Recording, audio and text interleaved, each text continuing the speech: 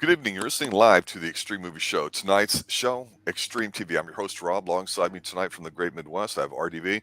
We're continuing on because we decided we loved Tulsa King Season 1, Episode 1 so much. We're going to go on with Episode 2. And so tonight, RDV, I want to bring up the fact that last week we talked about Tulsa King, and a lot of people liked it, and it's a little bit different with the weekly format rather than one big dump, which is cool. But I feel like after watching tonight's season 2 or episode 2 of season 1 here of Tulsa King, I go, wow, I feel like this episode is going to summarize what we're going to expect the rest of the season out of this. And to me, I'll just say this for my initial thoughts. Obviously, there's a lot of humor in this episode. I think the energy that we see Stallone have enjoying himself, I really hope they're setting it up for something big, mean, dark, and nasty, because actually I think there's a few nice little undercurrents that are being set up here for something more. Exactly. Well, yeah. First of all, you got the one guy who wants revenge. He wants justice. He wants to be amends because his jaw's wired shut. Because the guy spoke, he'll go try to get in his face in the first episode, so he punched him, the mob guy. So something devious is going to happen. We also got another guy who's afraid of him. He's found out that Stallone's character is there in Tulsa. I'm not sure what his connection to Stallone is. Maybe he whacked somebody that Stallone likes or whatever. I don't know. We know that guy is basically checking in on him, snooping on him, and then we got the weed dealer. Finally get to meet him. So quite a few things going on. It's like I said, and we also know that the FBI is onto him. Oh, yeah. Yeah, they're keeping a sharp eye on him. Yeah. So, definitely we're setting up basically the grounds for what could be a huge shit show. And in the middle of it, it's just a guy who just wants to reconnect with his daughter. Too. That's the other thing. It's like, oh no, this is like it has the working of like Breaking Bad. Stallone's not going to survive. Well, we start off with a real quick bit about, like you say, with his daughter, him trying to go online and pay to get information and find her. And so that basically is the start and end of the episode, the big circle. So we see him going through the rounds of going to the bank. Because he wants to. He did an online search, and it says it requires money and needs a debit card. So he goes to the bank, or he's like, I want to put money into account. He's like, well, we need a ID. He's like, ID. He's like, what? He's like, he shows him. He's like, yeah. My idea is like he started in 1998 or something like that. Yeah. He's like, yeah, I need a new idea. So like, I love he goes. So then he's like, okay, where the fuck do I go? Go to the DMV. Then he looks the guy's table over the kids. He copies his answers. The kid's like, okay, whatever. It intimidates him. This is an old school guy. He goes up to the DMV that's gonna this is only a permits, it's like a driver's permit. He's like, I don't need to freaking drive. I know how to drive. I've been driving since I was 13, whatever. It's like, it's like, well, we still need to have a test. He's like, well, she's like, well, what we have is for 5 weeks later. He slips her like a $50 or $100 bill or whatever, and she's like, oh, look at this. We have one for next week. Like I said, I gotta say that, and he's right. He's like, when did we start using all this credit card and all this stuff? Cash used to be king. He says the guy at the bank, Mm-hmm. So, I agree with him. We went from a society that originally just used cash for everything. That was their main theory. Now we have credit cards. You got to do all these things. He's got the point where he said, I'm just jumping through hoops just to get what I want. It's ridiculous. It's supposed to be the fish out of water thing and funny and not go too deep, I think, on what's going on today. Sure. But I know people personally that have actually implanted a chip in their wrist so they can have cash put on there and other stuff too. And they're into body mods and stuff. And it's not going to go away. It's going to be that way. But just like when he goes up to the FedEx guy and he's like, hey, I want to ship this out. And he goes to give him cash. He's like, oh, yeah, we don't take it. He goes, well, look, I know you don't make the rules, but when did we? It's like, okay, I get it. At some point, this is going to get a little redundant, but it's cool to kind of see it now. Just like when he gets his espresso, and she's like, no, we don't serve it in glass cups. It's not eco-friendly. It's like, geez, you can kind of share in his frustration with what's going on. But I think that's important because, like I say, that's the funny stuff where the dark stuff in this episode is really starting to become noticeable. But I said, I love though, just in the little sense of little funny stuff, he is pointing out the flaws of society right now. The stupid stuff. We need all these different things, forums, just to get one little thing here. It's just like, you said it used to be simple. enough. We've overcomplicated the simplest things, and I agree with him. So I mean, it's kind of refreshing to see that. Calling and he's like, oh, the whole thing. He says, "What's with the pronouns shit?" I was like, oh my gosh, he's calling out the pronoun because we all know that Stallone in real life is kind of like a Democrat, old school, not really far left, as today's standards, but calls it out. He says like, what's that? It's like I'm so confused. They, them, he. It's like you know what I am? It, because you know what genders means? They mean shit. No one knows what they are. I still don't even know who I am. It's 25 years. This is why I was driving around getting high as a rock. It's funny. I know, playing with the guy here. You want some? And he takes it back. Yeah, but like I said, I was shocked that they brought it up though. Mm-hmm. Go ahead. No, it's just saying it's there's a lot to like in the show as far as his energy and enthusiasm. But I wanted to ask you specifically because I wanted to bring up some dark stuff. What do we make of his FBI one night stand with the agent? Oh, this girl is all kinds of messed up. Now, there are people who go see therapists, but we do learn that basically it's been a year since she was divorced. Her husband's moved on. We don't know if he left her because she was too busy putting the career ahead of her love life, or maybe he cheated on her, or what, or maybe she's just a horrible person. We don't know. But we do know this. She slept with Stallone. Still hasn't told the FBI that she had already met him, made contact. Comes over, tries to basically address him, tries to intimidate him, stonewall him, and then throws his daughter. He's like, "What about your daughter?" And I'm thinking like, dude, you're gonna end up getting yourself killed by Stallone. He's the guy you don't want to piss off. He's already punched 3 guys. About that. Yeah. So I mean, what a horrible person. I mean, now I guess you could say she's trying to distance herself, trying to convince herself that she doesn't want to be with him. I totally disagree. Yeah. Totally disagree because so the scene you're talking about is more towards, I'd say, the end of the episode, but early on, the few scenes that we see of her, she does all those crazy girl things where one, she's the one that approaches him in the strip club, from last week, and goes on and has a drink, and she's basically saying "fuck me," right? What's but and it's fine. It's a one night stand. It's consensual. She doesn't know who he is or whatever. She's just freaked about his age. Otherwise, she'd be cool and down with it, right? But now she's turned on because even though she's trying to tell herself, no, this is a bad idea, she's getting those tingles like the girls do for the bad guys. And her contact that she calls is like, yeah, he killed somebody, but hey, for 25 years he didn't give it up anybody. And her friend even jokes with her, and she's like, oh, what's hotter than a bad guy with scruples, basically, something along those lines or whatever, a killer. And so you can just tell she's fucking batshit crazy, and that's kind of funny. Yeah. But the vibe I'm getting is of course it's going to get to where these two are going to have conflict, professionally speaking, and what's going to happen. Yep, because especially the fact that she even brought up his wife as a threat towards the end in his hotel room, and brought up his daughter, and he's like, dude, she's gonna end up getting whacked, or he's gonna go soft and feel bad for her.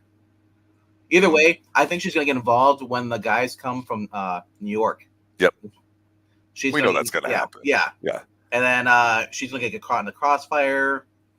And then the FBI has been wondering, why were you down there? Why didn't you? This is the third time you've had contact with him. Why are you down there? She's gonna get in trouble. Now, let's say this. So far, we've only been 2 episodes into this. I know old man's kind of a different an animal. Yeah. But in a sense, though, this is still a guy who's doing stuff and kind of hiding out from the law a little bit. Well, he knows they're there, but he's not really hiding. But instead, he's an area. He's gonna do what he wants to do, and that's what I kind of liked about the old man. He's like, I'm gonna do what I want to do. Screw what everybody else wants. Yeah. And I kind of like that with Stallone. He's his attitude. Now, some might say that's kind of stupid and arrogant because his guy just got out of prison. The FBI are watching him, but yet he's still gonna do it. And I'm thinking like, what do you think? Do you think that this is going to end up badly for him, or do you think he's going to wise up and realize, and say, I didn't do anything? He's going to pin it on the New York guys. I'm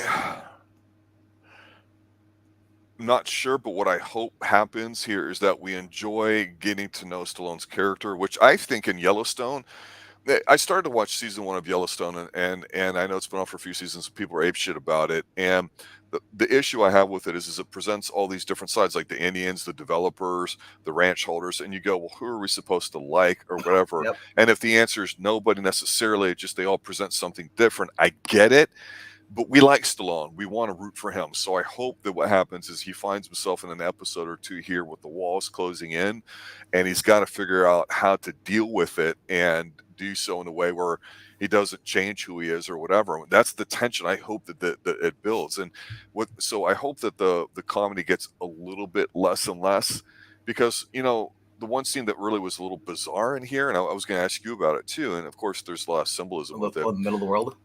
Yeah, Yeah. I guess in downtown Tulsa, I guess this is a real thing. They have something called the center of the world where you talk, and allegedly there's like this little circle area where nobody can hear you outside of it. And we said that Yeah. early on, and then we see it at the end where he has a confession. Like, okay, I get it as a storytelling device, but when he's in there the first time, he sees that beautiful white horse by himself, But and he wasn't smoking anything either. So that's the other no, weird thing. So he's having a vision of a horse. exactly. I'm like, okay, why the hell do we need this? So some of these little things really start to stand out. And I think that's what the real part of the show's about. That's a long way of really saying I don't fucking know what's going to happen. I just don't want him to go soft, because the old man in that show, in my opinion, when he met the wife that he cooked for, or the woman that he cooked for and banged her, and then of course now she's like super spy and all that and forcing herself along. To me, that's when that show ended, really, despite some really great visuals. I hope that doesn't happen here. I almost want to see this chick be somewhat kind of crazy, but I think we'll end up with 3 different, at least, groups. So it's not just Dwight, which is Stallone, versus one group. There's things setting up here, and that's what's good about this episode. But they're so quick, you find yourself just kind of grinning and smiling after something funny that it almost doesn't sink in. Well, yeah, you bring up the other thing too, was the other things with the dog going and crapping on the guy's lawn. Like, I don't know if that's supposed to be a clue to something, like shit's supposed to hit the fan or whatever. That guy, but it might have been, I guess it just shows that this guy has the worst luck. Probably that's something I guess if the dog crapping on the Okay, guy's but lawn. this guy, we see a dog crap on this dude's lawn, and he gets out and he goes to bitch at his neighbor, and his neighbor's like, "Well, how do you know it was my dog?" "Well, it's good for the grass." So his neighbor's blowing this dude off. So my whole thing is I think we're seeing the weakest part of some of these characters, and I think like this guy who got his lawn shit Yeah. on, right? I think we're going to see, because of the scene being sub where he's like a pussy and nobody respects him, that Yep. he's going to amp it up. And then the guy he punched, the guy that's supposedly the current Don, or whatever you want to call it, Vince, where his jaw's wired shut, and he kind of says, "Hey, I want justice. I want him killed." And it's like, well, you can, because he's a Don too. But what do you want? He goes, "I want it to be made right." So the family decides that Stallone's got to pay $100K to this dude. And he doesn't want to do it. So I like how he's not paying attention to him. But Vince, he's good at mugging it up and all that. And all those Goombas up there are like, they're so good at just seeming scuzzy with the few seconds they have on screen. They've got to be bad guys, and we know they're setting Stallone's ass up, right?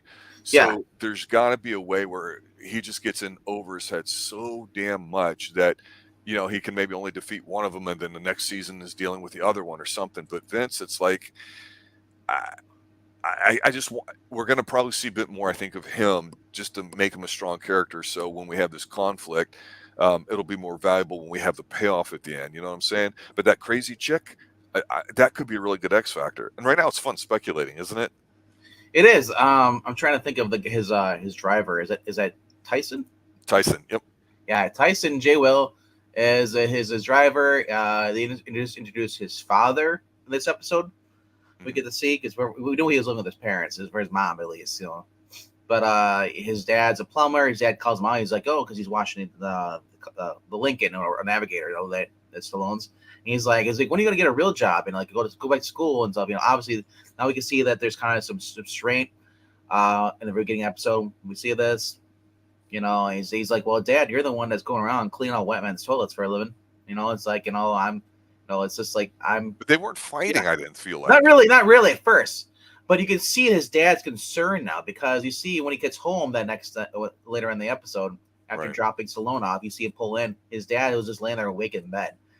His dad's gonna get involved somehow, and I bet you. I'm hoping his dad doesn't get killed, whatever, because the wrong place, wrong time. Well, it was much fun as we think Stallone's character is. He's a professional and he does bad things, but he has a moral center, so to speak. So whatever. A part of me goes, I like the fact that they took his driver Tyson and introduced his father a little bit, and we see, like you said, we see the father, waiting for him up at night. Just watching him come in late at night, and of course that car sticks out like a sore thumb in that neighborhood. Yeah, But his son is working. He's like, hey, I can learn a lot from him, Dad, just by being around him. So right now, that's what I'm doing. It's not like he's being a complete shithead gangbanger.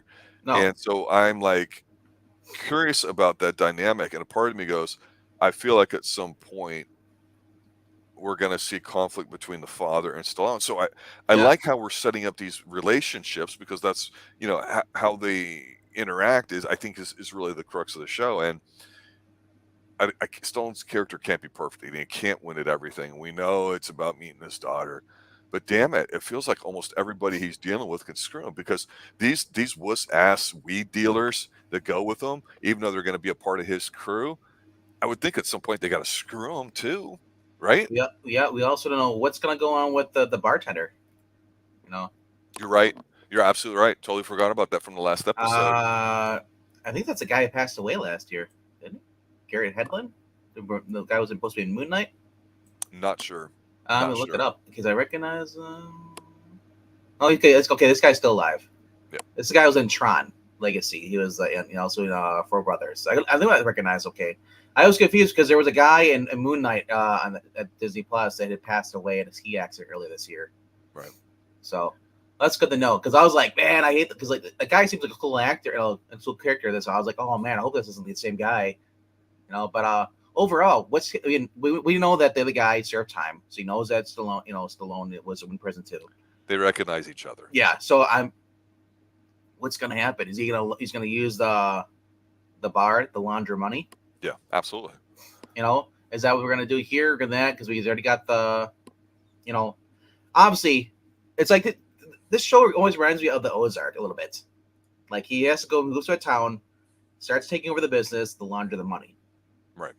So that I'm like, and we know how dark that show got, and it's just, and of course the woman was always the darker one in the show.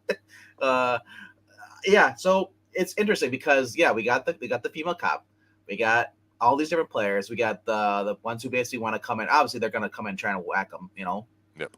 The guys from Tulsa, the younger because Stallone doesn't give two shit about him, So we also got Stallone called his daughter. You realize he's got grandkids, and his daughter basically was nothing to do with them. It's revealed at first because we thought, that he basically gave up, or because he told the cop, he's like, I told her to stop seeing me, it's like because I didn't want to see her break a heart and all. And then towards the end, he said in that little magic circle where there's the four states, four corners, Mm-hmm. he says like he confesses like it's like hey, after he basically his daughter hung up on him, wants nothing to do with him. He said, I did it for myself. I couldn't deal with seeing her. That's why he told her to go away and to stop watching her and coming to visit him in jail. So I mean, he's got you can tell he's got a heart. He's not just stone cold. He's not just basically look where he doesn't give a shit about. He's not true sense of a gangster. Like you said, remember the very first episode, he said, "Well, would I have chose to be a gangster if I could do it all over?" He said, "No, no one wants to be a gangster." Yeah, and it's interesting because we didn't get to see all the characters from last episode because, like you mentioned, the Yeah, bartender and all that. So I'm like, we're going to go back there, but wisely, there is very little action. I think in these two episodes, it's setting up the relationships and some of the characters, giving us like another level of detail, like seeing the like Tyson's father and the fact that they did get the car and how we deal with situations, and using that as a way to move the story a little forward because the story's not a lot of things are going to happen. It's going to be, hey, I got to use the weed to get a better deal. So I got to launder the money. I got to take out it so why I can pay my family. That's what's set up for it. But then what's it really going to be about? And it's going to be about how to handle these situations. I did not realize that Dana Delaney is in this. Yeah. She's Margaret. I'm trying to think. She's supposed to do 10 episodes. Well, I'm just saying. So Did we see her yet? did we? Maybe we did. She was always cute as a button back in the day. That's Dude, how yeah, I would always she describe voiced her. Lois Lane on the Superman animated series. Yeah, she's Uh, yeah, she's the name. So I think for her and the people that followed her career, it's, like when you have Stallone. To be honest with you, I really didn't know how prominent he was going to be in here because he's a big name. So I thought he'd be like the main heavy. I yeah, didn't realize the show would center 100% on him. And he did have an interview I saw recently where he mentioned, wow, I hadn't really done TV. He goes, films are now a vacation compared to what TV has to go through. He goes, it was a great cast and crew, had a wonderful time. He yeah, goes, but can we find a way to move it from Tulsa to like West Palm, where he stays now? yeah, Because we're automatically going, we enjoy it now with 2 episodes in. We want a season 2 automatically, don't we? yep, yeah. Yeah. Um, yeah. Overall, like I said the different characters in here. We got the guy is Armand Trucy. The guy is basically upset. The dog shit guy. The guy who's pissed off is in checking in on Stallone and stuff Hmm. at the hotel. He's Snoop. So obviously looking forward to see what this guy's gonna do. Is just gonna be a guy that's gonna try to take a pop shot and Stone's just gonna pop him in the head, kill him, and then throw him away? Or is he gonna play him against the other guy, that guy's from New York? But another little stupid little joke and a funny thing too is like when he goes into basically the weed shop, you know, I love how the security guard kind of winces a lick because he got his ass kicked the last time. Yeah. But Tyson comes in this time inside the building, and Tyson looks at the guy, running the cashier. He's got the dreads, and he's like, "Really, bro? That's cultural appropriation." And then I love this. So someone's like, "Yo, what's up, Spooky?" He says to the other girl, like he just, let's love it. And people are like, "Oh, you can't do that's bullying." I'm like, "Well, no, it's cool. That's what it is. It's not really bullying. Like they can choose to leave if they want to." But I just love the fact that we find out when he's dealing with the weed. He wants to go see Jimmy the weed dealer. Still has a little tip off with the guy's cousin. His name's he calls him Fuckface, but his names are actually supposed to be Badface. Talks to Jimmy. They're hanging out. That's when Stallone's eating the apricot because he's like, I don't want to do any weed. No, I want to have a clear mind. But he doesn't realize that it's all edibles he's eating. Exactly. But I love though. He says like this guy is like he's like, well, he basically revealed how smart his character is. That Dwight actually knows the whole operation. He's like, I know what you're doing here. And he's like calls him all the guys. He's like, wow, because before this, the guy was basically ripping out Bodie. So Stallone says, we'll do this. If you don't like, we'll go somewhere else. So they're the weed dealers. Well, let me comment on that because there's a couple little key things there I want to nerd out about because I think you bring up a very important point. When we're yucking it up and we're having a good time and we're all marking out seeing Stallone and like, wow, it's weekly on TV. I mean, it's so exciting. My inner Stallone fans going nuts. But in terms of a character, him being smart, we need to remember that. I think sometimes not just tough and all that, but also old would help. I think that he does a couple things immediately come to mind when he goes and he's talking to him, despite the funny that we know they keep focusing on the apricot jam or whatever that's got the THC in it. Is First of all, he's a professional. He's like, I'll ask the questions here if you don't mind, while we're negotiating. It's just funny. But he does the classic, what's called a takeaway, where like, Yep. if you were sitting across from me and I handed you a pen and the contract to sign or whatever the paperwork would be, and then you don't want. I'm like, well, okay, I'm sorry to hear that. And I just take it back from you. It's like I'm taking away an opportunity for you of something to be involved in. That works a lot for closing. You don't sit there and try to convince somebody. You go, well, thank you very much for your time. Have a good day, and just get up and walk out. That's called a classic takeaway. And he does that here by going, when I finish eating this cracker here, then Swallow, it'll be yeah. over. And he goes to get up, but they understand each other. But when he talks about vertical integration, what that means is having everything under one roof. And a lot of people that say are Amazon associates, they're really, a pass through where somebody else does the printing, but you sell it here and you just skim off the top. That's how a lot of business works. There's nothing wrong with that. But the fact that he pointed out really, really quickly in a few lines of dialogue while they're sitting there and all that, I'm like, that's pretty freaking good because you're right. If we think of him as just this dopey fish out of water thing, we're going to get bored of it, even though it's still on, I think. So to have him do all this goes, okay, this could be a bit more serious, if they introduce that in here. But like I said at the beginning, I think this episode is showing us the real Tulsa King, but I think they'll up the action and violence here in probably the next episode or two in terms of conflict. I think the character stuff, they'll slow down a little bit. What do you think? I think it's gonna get kind of crazy. The next couple episodes, especially I'm looking at the cast. They actually showed his daughter. Hmm. She's listed to come in, I guess, back in episode 6. So we won't see her for a while. So I'm curious to see what's that going to be. Is she going to be kidnapped and all that stuff? You know, because remember these guys, they know his weakness. It's her. You know. Yeah. Yeah. So I'm curious what they're going to do with that.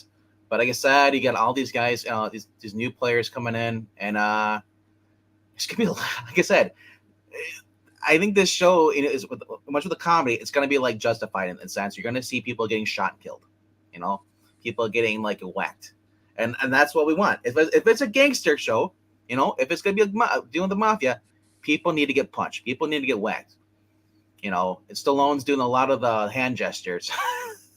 You know, He is, yeah, because yeah, he's never really played this kind of a character. I no, mean, as no. much as people Well, think. he did in that. What was that? That one movie he was in. That was bombed horrible. He was supposed to be like gangster, like Are you the talking about the remake of Get Carter? not Get Carter, the one before that. Stone had the giant gold chain on his around his neck from the 80s. I'm drawing a blank. Let me look it up real quickly. Well, but yeah, it's like I said, it's cool to see this is his first show, and like I said, like when a lot of people I've talked to said like they're just so glad this could have went a horrible different direction, but they decided to, you know what, let's go with their story. Let's not try to appease, you know, people who basically don't really care about the show. Um, but overall, I said it's been one of the best shows I've seen. And like I said, we got the old man. Now we got this, and I'm just thinking like, this is kind of cool for Hollywood because Hollywood really isn't much to watch, and I don't really watch a lot of superhero stuff. I know you don't either, Right. but it's getting harder to find stuff that it's actually good. Now people like Yellowstone. I've never watched it, but I mean, it's good that there's actually still stuff to watch on television because Yeah. it's getting a little, you know, I guess dicey as far as stuff. You gotta look for it, especially when there's 4 or 5 times as much of it as there was than 10, 20 years ago. Absolutely. Oh. Any other final thoughts? I'm just trying to find that movie. I know it's in here. Was it The Good Life? That does not sound familiar at all. And get in the late 90s, Yeah. around 2000, he did a remake of Get Carter.